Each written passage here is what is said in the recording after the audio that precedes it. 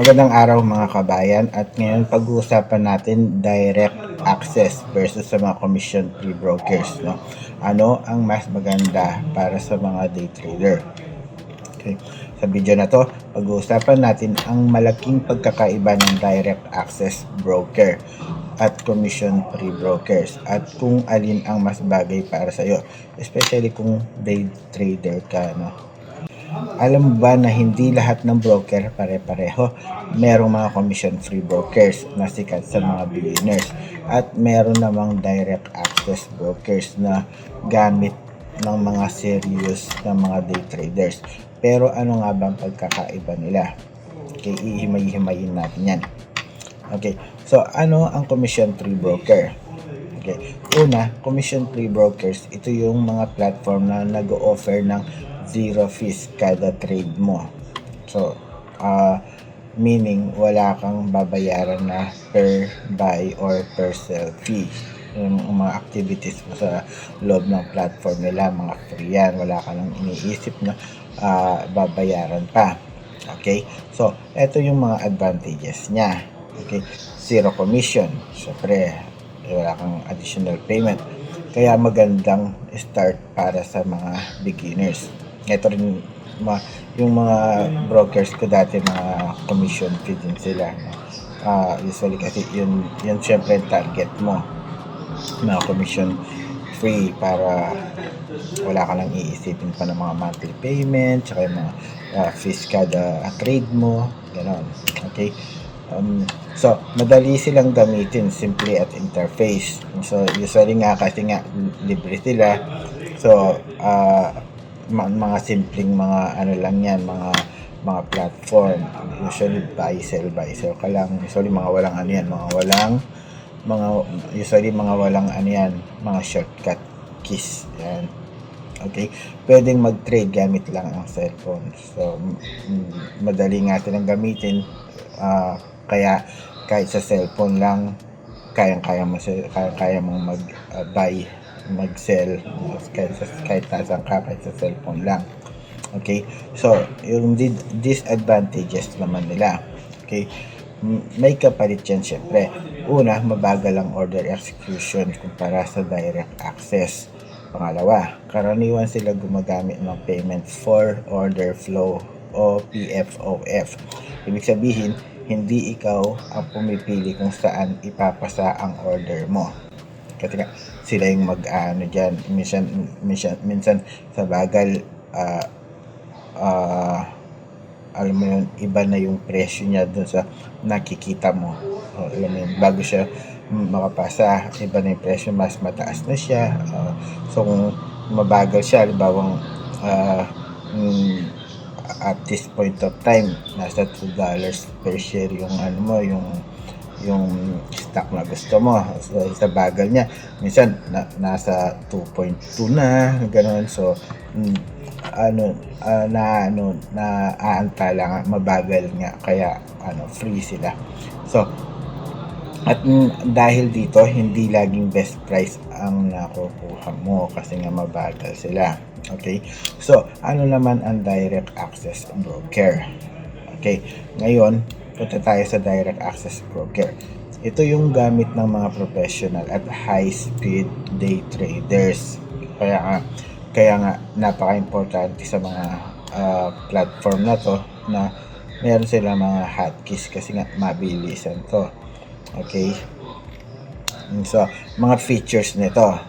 Okay, may level to data. Yung level to data, ito yung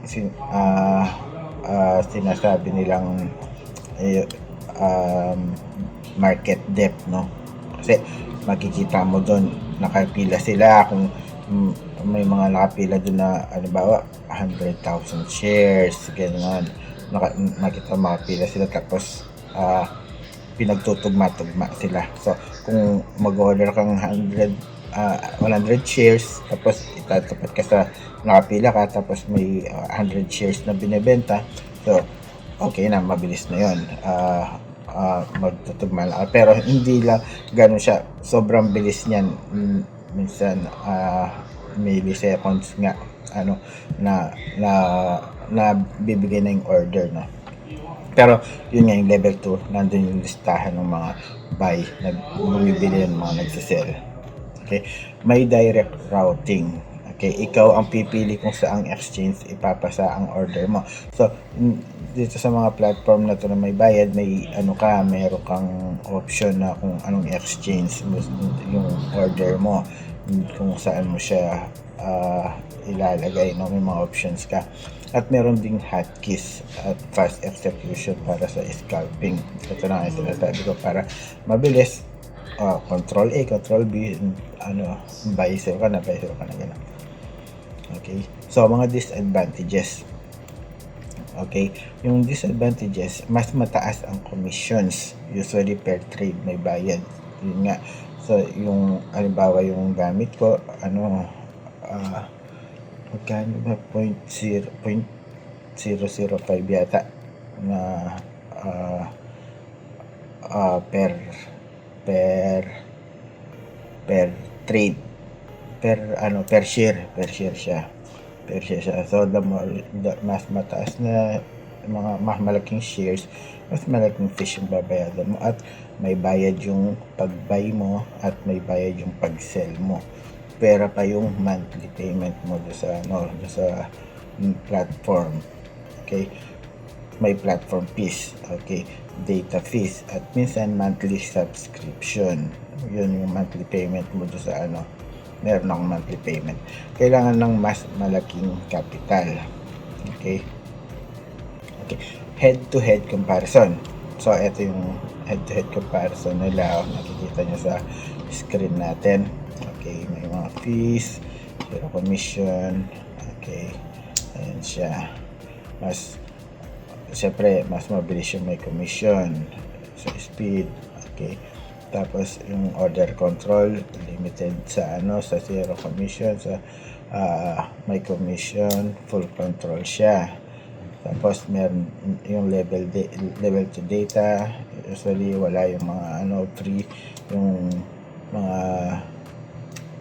may bayad, sila yung may level 2.